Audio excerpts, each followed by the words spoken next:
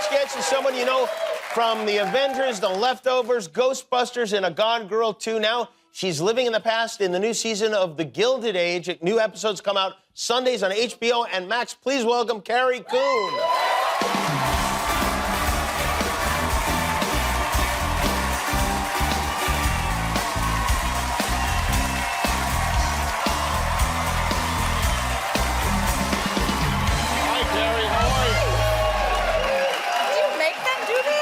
No, they do it willingly and of their own volition. Yeah. It's great to see you. You too. You were on Fargo. You were great on Fargo. It was a great season. That was a great season. Yeah, it was. Was that fun to do? Oh, it was magnificent to do. Was Some it of the best actors. Were you up in Calgary shooting that? Yes, I was in Calgary for that, and then Ghostbusters. I've spent a lot of time in Calgary. Oh, interesting. Calgary. Yeah. Great library. No, I was thinking about you because you are, really, I think you're a great actor, and you are in great shows. Like, you must have some sense of what the shows are beforehand. I have good taste. The Leftovers, which was one of the great shows ever. Of course, The Gilded Age. You've got this going on now. You've got Fargo, as I mentioned before. How is that? I mean, are you just really good at picking them? Yes, I have really good taste. My husband's a snob, and yes, also, your husband.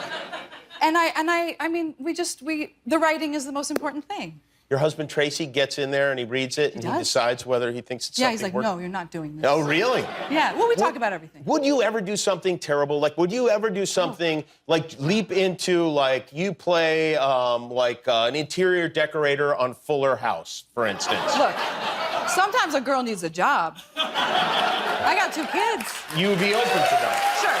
But I'd like to keep my IMDb really solid if I can. How old are your children? 5 and 2. Oh, 5 and 2. Yeah. Oh, you have what? That's a lot. What are they? A boy and a girl. Boy and a girl. Okay, Yeah. you got a 5-year-old boy. Yeah. And are they excited about the holidays? Are they getting crazy? They're getting ready?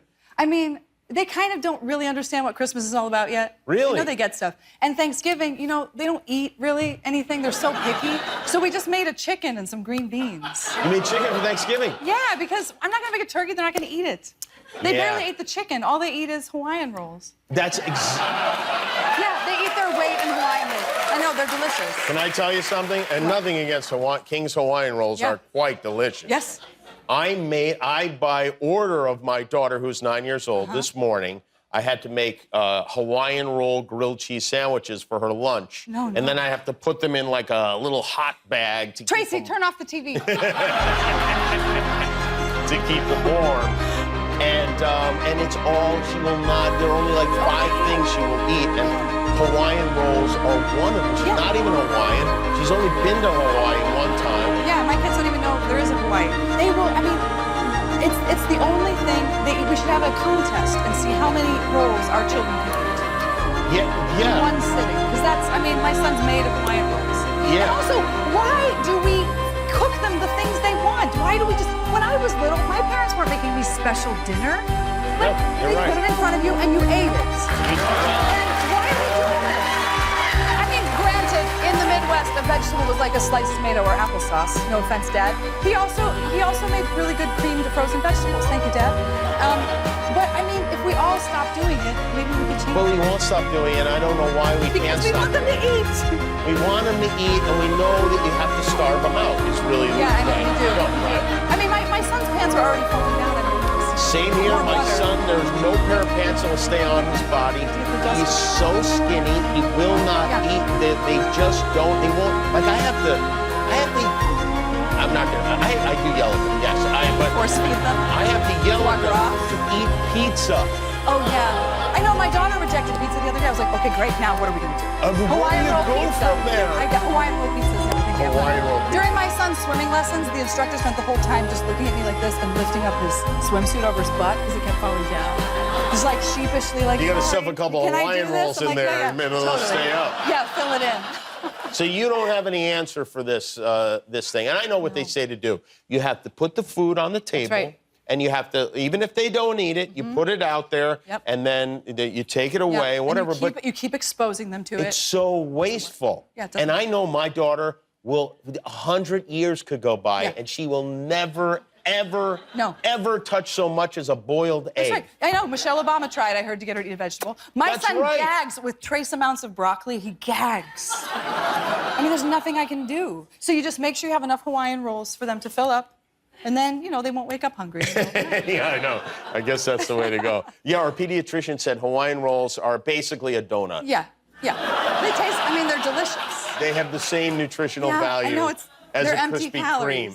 Kreme. Yeah. But thank God for them. So, they made my holiday much smoother. Your show, The Gilded Age, Yes. which is it's set in what, the 1880s. The Gilded Age. You know, there's some fungible ideas about what the dates are, but 1880s for us. So you played a little loose with the dates, but the fact of the matter is, it was a time, and correct me if I have any of this wrong, it was a time where people, wealthy people, there was a great disparity. Yeah, there was no income tax, so they just, you know, had parties where they brought horses inside their homes and had lunch on top of horses. You know, they were insane. It's an issue that we still have to this day. Yes, we have incredible economic stratification. Except for the horses, yes, but except yeah. for that. We're not as creative as we used to be. It's all the phones. And people would wear these incredible, I think we have a photograph of you and, Yes. oh, wait, oh, look at that. There's a pizza that the kids wouldn't eat. Yes, leftover pizza. Yeah, it's hard to find time to eat when you're in those, you can't eat in those costumes, and also when you have 2 children, so you just got to get it where you can. Are those costumes terrible to wear? Some of them are. Now, look, if you're a theater person, you know that when you fit your corset, you take a deep breath so that they don't make it too tight. So I always felt comfortable in a corset, but I wear like 4 to 6 inch heels, and then you're wearing a wig and a hat, and you can't lay down. Sometimes you're sitting on an apple box like this for 8 hours, and you get a half an hour for lunch. So I get these little cervical rests so we can lay down and let our hats go straight, you know, all the feathers and everything. I mean, I had a hat that was so tall they had to take the top off of a carriage. Because I got in and I was like, hey guys, I don't think I can do the scene like this. I mean, they're enormous and they're really heavy. And people really wore those things. They did every day. And they made their waists, you know, so tiny. We don't do that. This was a time also where there was no indoor plumbing. There were like chamber pots True. at this time. Yes, yes. This was a filthy time. It's a very dirty time. You just throw it out the window. We don't see any of the filth, I feel like. Like No, when you're right. we see these shows on television, Yeah. it's missing so much of the filth. I'll see if I can, if we get a season 3, I'll try to bring some filth back. Yes. I'll try to get a chamber pot scene in there The for you, chamber Jimmy. pot episode would be a great one. Use the chamber pot, throw it out the window like they used to do, you know. Yeah, we could use a little filthiness. Now, and when we're on set, it's also very challenging. You know, we have to actually, I shouldn't talk about this in public. Please, go ahead. You have to go backwards because you have this huge bustle in the back. If you sit on a toilet, you're going to dip it.